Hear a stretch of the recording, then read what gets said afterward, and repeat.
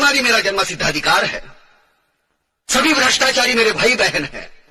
भारत के सभी गुंडे, लुटेरे, बलात्कारी, हत्यारे मेरे रिश्तेदार हैं। उनकी सेवा, उनकी समृद्धि मेरा परम धर्म है। जिंदगी भर मैं उनके प्रति निष्ठावान रहूंगा।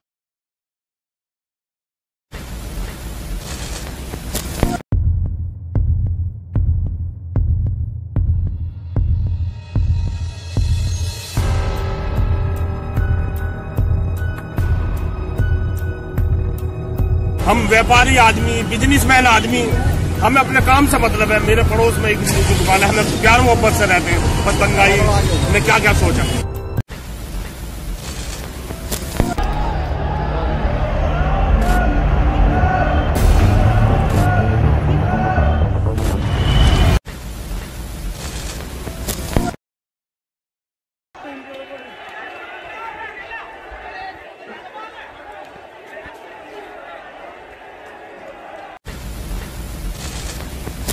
सर ये मोमडन ही थे यहाँ पे। हाँ। तो पता नहीं रात में आए थे, बाहर से लोग आए थे रात में। अब वही तोड़फाड़ कर रहे हैं यहाँ पे। हम सब तो घर में ही थे, दहशत वैसे ही फैली। हम इन दंगों की एक आरोपी महिला का कबूलनामा आपको पढ़कर सुनाएंगे, जिसने दिल्ली पुलिस की जांच में दंगों का एक बहुत बड़ा सच उगल दिया, और जिससे ये पता चलता है कि कैसे इन दंगों में बड़ी बड़ी यूनिवर्सिटीज में पढ़ने वाले छात्र ही नहीं, बल्कि वहां पढ़ाने वाले प्रोफेसर्स भी शामिल थे।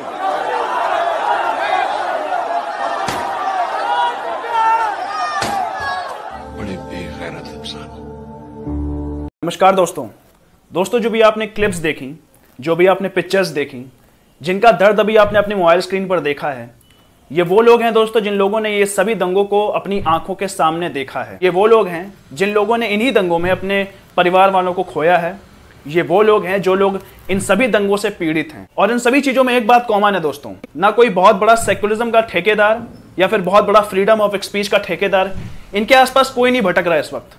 ये सिर्फ अपने दर्द के साथ जी रहे हैं। और ये वही लोग थे दोस्तों जो 500 रुपए दिहाड़ी और 20 रुपए की बिरयानी के चक्कर में कुछ लोगों की बातों में आ गए और शाहीन बाग में जाकर बैठ गए। दोस्तों आज मैं आपके सामने एक सवाल पूछना चाहता हूं, और जितने भी लोग मेरी इस वीडियो को देख रहे हैं, और अगर आप इन सभी लोगों के लिए थोड़ी भी संवेदना रखते हैं, क्योंकि बेसिकली इन लोगों का इसमें कोई दोष नहीं रहता है, तो अगर आप इनके प्रति थोड़ी सी भी संवेदना रखते हैं तो कमेंट सेशन में मुझे एक बात जरूर बताइएगा। शाहीन बाग में जो दंगे हुए और जो दंगे अभी बेंगलोर में हुए हैं इसी हफ्ते, उसमें क्या सिमिलैरिटीज हैं? क्या वो सभी दंगे सुनियोजित तरीके से कराए गए थे? क्या उन दंगों का मतलब यह था कि देश का माइनॉरिटी संकट में है? आपको क्या लगता है? मुझे कमेंट सेशन में लिखकर जरूर बताना कि आपको लगता क्या है कि सच में क्या देश का माइनॉरिटी इतना संकट में है कि वो सड़कों पर उतर आता है बार बार वही देश का माइनॉरिटी सड़कों पर उतर आता है, बार बार वही एक भगवान का नाम वो लेता है, और बार बार लोग ये कहते हैं कि देश का माइनॉरिटी संकट में है, देश का संविधान संकट में है, ये देश रहने लायक नहीं है। दोस्तों इन दंगों की आवाज सिर्फ यहां तक नहीं, इन दंगों की आवाज हम विदेशों की पार्लियामेंट में तक सुन सकते हैं। Through these laws, the Prime Minister Modi is turning a hateful nationalistic slogan into brutality.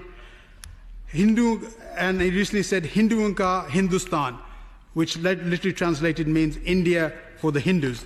The CAA has generated nationwide protests from Muslims and secular Hindus, prompting an ultra-nationalist BJP politicians to demand that the sectarian hate mob hits back. Recently in Delhi, there has been over 40 people killed by these mobs were attacking Muslim homes and families and taking no notice of any of the authorities taking any notice on this issue.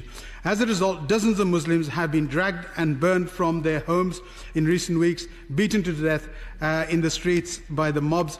Thousands have lost their livelihoods.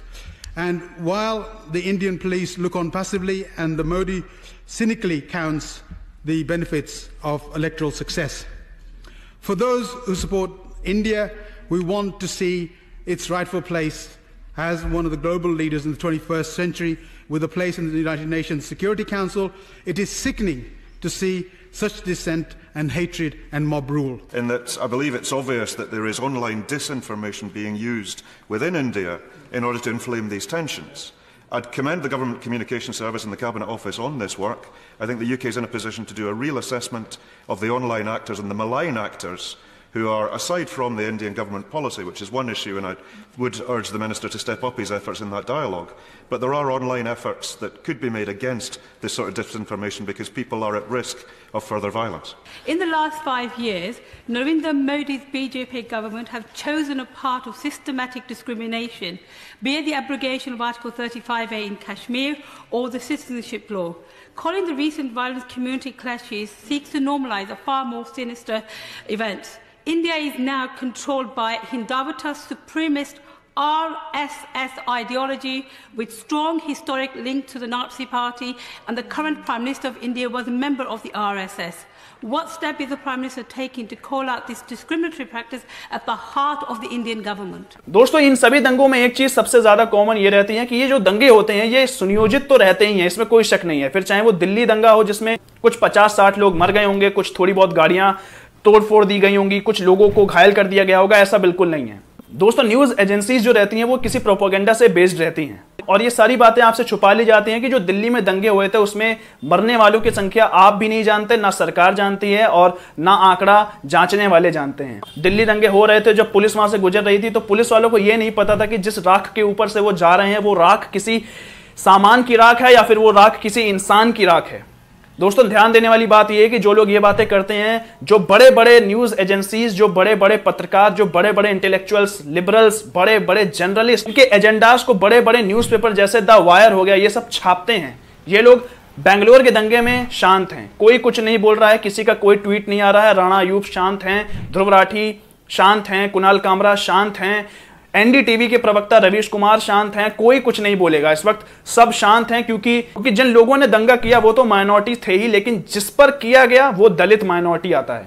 तो दोनों तरफ से ये लोग घिर गए हैं और अब इनको समझ में नहीं आ रहा है कि क्या बोलें। राहुल गांधी ने भी सवाल पूछना बंद कर दिया है, वो भी कोई सवाल नहीं पूछ रहे। लेकिन ये सारा दंगा दोस्तों हुआ इसीलिए था क्योंकि सिर्फ एक ट्वीट, सोचने वाली बात है कि इस देश में जहां हिंदू गॉड सेंटिमेंट्स को ठेस पहुंचाने का धंधा चालू रहता है, फिर चाहे वो स्टैंड अप कॉमेडीज में हम देखते हो, फिर चाहे वो बॉलीवुड मूवीज में हम देखते हो जिसमें शिव जी को सड़कों पर दौड़ाया गया था, लेकिन सिर्फ एक ट्वीट जो फेसबुक पर किया गया, एक कांग्रेस नेता के परिवार सदस्य ने फेसबुक पर एक पोस्ट कर दिया, एक थोड़ा सा सेंटिमेंटल पोस्ट कर दिया, उसके आधार पर माइनॉरिटीज 1000 की संख्या में, उससे ज्यादा की संख्या में इकट्ठा हो जाते हैं। कुछ ही देर में 2 पुलिस स्टेशन जल जाते हैं, 70 से ज्यादा पुलिसकर्मी घायल हो जाते हैं, 3 लोग मर जाते हैं, कई गाड़ियों को फूंक दिया जाता है और उसके बाद लोग ये कहते हैं कि देश का माइनॉरिटी संकट में है, देश का संविधान संकट में है, ये देश रहने लायक नहीं है। यहां पर हिंदू मुस्लिम का जो एजेंडा है वो बहुत हाई पीक पर चल रहा है। 2014 के बाद जैसे ही बीजेपी गवर्नमेंट आई थी तभी से ही इस देश का संविधान और इस देश का माइनॉरिटी इतना ज्यादा संकट में है कि कुछ बता नहीं सकते और इसी सेंटिमेंट को वो लोग आगे कैरी ऑन करते हैं। दोस्तों, यहां पर ध्यान देने वाली क्या बात है, आपको क्या लगता है कि सच में देश का माइनॉरिटी संकट में है? ये वो माइनॉरिटी है जो हमेशा संकट में रहता है और अचानक से सड़कों पर पत्थर लेके निकल आता है, लोगों की गाड़ियां जला देता है, लोगों के घर जला देता है, लोगों की दुकानें लूट लेता है, लोगों को मार देता है और फिर सड़क पर खड़ा होकर ये कहता है कि भारत तेरे टुकड़े होंगे, इंशाल्लाह इंशाल्लाह, बंदूक की नोक पर लेंगे आजादी, तुम कितने अफजल मारोगे, हर घर से अफजल निकलेगा। और फिर इसके बाद जब इनको जेल होती है फिर लोग कहते हैं कि भैया ये तो बहुत ज्यादा कमजोर हैं, इनको प्रेगनेंसी है, इनको ह्यूमैनिटेरियन बेल्स मिलनी चाहिए। इसके बावजूद लोग कहते हैं कि भाई देश का माइनॉरिटी संकट में है, ये देश रहने लायक नहीं है, यहां पर असहिष्णुता का बहुत ज्यादा प्रोपेगेंडा चालू है, इस देश में अभिव्यक्ति की आजादी नहीं है। दोस्तों, यहां पर गौर करने वाली बात है कि जो दिल्ली में दंगे हुए थे वो भी सुनियोजित थे और धीरे धीरे जिस तरीके से समय बीतता गया और एजेंसीज, पुलिस एजेंसीज और इन्वेस्टिगेशन एजेंसीज जिस तरीके से उन लोगों ने इस दंगे को जांचा, उसके बाद पता चला कि ये सारे दंगे कोई भी माइनॉरिटी खतरे में है या फिर कोई संविधान खतरे में है इसलिए नहीं हुआ था। ये सिर्फ और सिर्फ एक रिलीजियस सेंटिमेंट को ठेस पहुंचाने के लिए किया गया था, वो था सिर्फ हिंदू, जिसमें कोई मना नहीं कर सकता। और बड़े बड़े लोग जो जेल में गए थे और उनकी गवाही के बावजूद ही मैं ये बात कह रहा हूं कि उनसे भी ये कहा गया था कि जब हिंदू इकट्ठा हो तो ये दंगे कराए जाएं। दोस्तों, सवाल यहां पर यह भी उठता है कि क्या सच में इस देश का माइनॉरिटी खतरे में है, संकट में है? क्योंकि कुछ लोगों का मानना सिर्फ यही है कि इस देश का जब भी माइनॉरिटी संकट में आता है तो ही वो पत्थर उठा के सड़कों पर निकल जाता है और सड़कों पर निकलते ही वो तोड़ फोड़ कर देना शुरू कर देता है। ये इस देश का माइनॉरिटी है और इस देश का माइनॉरिटी यही काम करता है। दोस्तों, एक उदाहरण के तौर पर मैं आपको बात बताना चाहता हूं कि इस देश में सेक्युलरिज्म जो है वो कभी कंटिन्यू और अच्छी तरीके से लागू क्यों नहीं हो पाया। जरा एक बार सोचिए कि जिस देश में 2 संविधान हो, एक मुस्लिम पर्सनल बोर्ड लॉ हो और एक भारतीय संविधान हो, जरा एक बार सोच के देखिए कि माइनॉरिटीज के पास क्या अपॉर्चुनिटीज हैं। ये दंगे क्यों इतने ज्यादा भड़क जाते हैं और इन दंगों को करने वाले लोग अचानक से इतने ज्यादा पॉप्ड अप क्यों हो जाते हैं, अचानक से कहां से ये सारे लोग आ जाते हैं। जरा सोचिए, एक बार एक सड़क पे कोई इंसान जा रहा हो, वो साइकिल वाले को धक्का दे दे, साइकिल वाला गिर जाए, गिरने से साइकिल वाले की मौत हो जाए, उसके बाद वो एक किताब रखता है उसकी छाती के ऊपर, कहता है कि ये एक ऐसा संविधान है जो मेरे राइट्स को बचाता है और मुझे हर चीज करने के लिए अलाउ करता है। उसके बाद जब वहां के आसपास वाले लोग उस पर क्वेश्चन उठाते हैं तो अचानक से वो दूसरी किताब रखता है जो कि भारतीय संविधान होता है। उसमें वो ये कहता है मुझको ये प्रोटेक्शन प्रोवाइड कराएगा, मुझको ह्यूमैनिटेरियन बेल्स दिलवाएगा, मुझ पर ह्यूमन राइट वॉयलेशन होने से मुझको बचाएगा, और वो खुलेआम बच के आखिरी में निकल जाता है। दोस्तों, इस देश की सिचुएशन कुछ इसी तरीके की चल रही है। इस देश में जो बार बार ये सुनियोजित दंगे हो रहे हैं, उसका कहने का सिर्फ एक ही आधार है कि इस देश में जो लोग ये कहते थे कि मंदिर बनने के बाद हिंदू राष्ट्र आ जाएगा, लोग ये कहते थे कि मंदिर बनने के बाद देश भर में हिंदू की लहर दौड़ उठेगी। दोस्तों, सोचने वाली बात है, लोग ये सब कह जाते हैं, लेकिन जिस देश का बंटवारा ही रिलीजियस सेंटिमेंट्स पर हुआ हो, उस देश में और एक्सपेक्ट भी क्या कर सकते हैं। दोस्तों, यहां पर सिर्फ और सिर्फ जो दोषी है वो यहां की पॉलिटिक्स है। ने यह भी पाया कि जिस तरीके से दिल्ली रायोट्स में दिल्ली के कई प्रमुख नेता सामने आए, दोषी पाए गए, उसके बाद भले ही उन्हें बर्खास्त कर दिया गया पार्टी से, इससे यह मतलब बिल्कुल नहीं उठता कि उनका पार्टी से ताल्लुक नहीं था।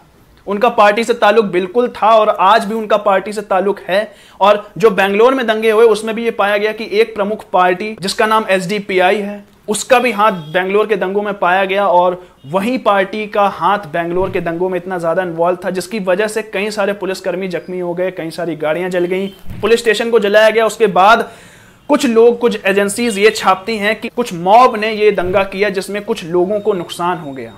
यहां पर सोचिए जरा, उन दंगों में कोई एक जय श्री राम बोलने वाला आ जाता तो बड़ी बड़ी एजेंसीज बड़ी बड़े डिबेट शोज करते, बड़े बड़े लोग सबके सामने आकर बैठकर ह्यूमैनिटेरियन वॉयलेशन की बात करते, बड़े बड़े देशों की बड़ी बड़ी पार्लियामेंट में इन सब बातों पर डिस्कशन होता, बड़े बड़े न्यूज चैनल पर लोग आके अपने अपने आर्टिकल्स को छपवाते, बड़े बड़े न्यूज़पेपर उनके आर्टिकल छापते। ये सब कुछ होता कि अगर वहां पर कोई भी इंसान जय श्री राम बोलने वाला मिल जाता जो कि सच में हिंदू होता। यहां पर हमने ये भी देखा कि जो वहां पर दंगे हुए उसमें जो माइनॉरिटी थी जो अपने आप को हमेशा खतरे में बताती है, वो वहां पर गई, वहां पर पुलिस स्टेशन में भी गई, वहां के मंदिर को भी बचाया। लेकिन वहां के मंदिर को बचाया किससे, ये भी सवाल उठता है। जो दंगा कर रहे थे वो भी माइनॉरिटीज ही थे, जो मंदिर को बचा रहे थे वो भी माइनॉरिटीज थे। तो माइनॉरिटीज ही माइनॉरिटीज को कुछ काम करने से बचा रही थी। तो ये पूरा एक तरीके का प्रोपोगेंडा था। दोस्तों, एट द एंड मैं इतना ही कहना चाहता हूं कि इस देश में जब तक यूनिफॉर्म सिविल कोड जैसी कोई योजना नहीं आ जाती, या फिर गवर्नमेंट इस बात पर ध्यान नहीं लेती, या फिर जल्दी कोई एक्शन नहीं लेती, तब तक ये सारे दंगे आगे और भी हो सकते हैं। लोग इसी नाम पर कहेंगे कि माइनॉरिटीज खतरे में हैं, और माइनॉरिटीज तो इतना ज्यादा खतरे में है कि वो सड़कों पर पत्थर लेके निकल आएगा और देश के टुकड़े टुकड़े करने की बात कहेगा। उसके बाद भी कुछ लोग कहेंगे कि देश का माइनॉरिटी संकट में है। दोस्तों, उम्मीद करता हूं कि ये पूरा सिनेरियो आपको समझ में आया होगा कि किस तरीके से माइनॉरिटीज खतरे में है का शब्द का इस्तेमाल करके लोग अपने राजनीतिक चमकाने में अभी भी जुटे हुए हैं। उम्मीद करता हूं दोस्तों ये पूरा सिनेरियो आपको बिल्कुल अच्छे समझ में आ गया है। और प्लीज जो लोग मेरे चैनल में नए आए हैं तो please go and subscribe to my channel the Liberal Pandit, क्योंकि मैं लेके आता हूं वो हर इंपॉर्टेंट नोटिफिकेशन, वो हर इंपॉर्टेंट खबर जो आपको सोसाइटी में अपडेटेड रखती है। तब तक के लिए जय हिंद, जय भारत। आप सबका बहुत बहुत धन्यवाद।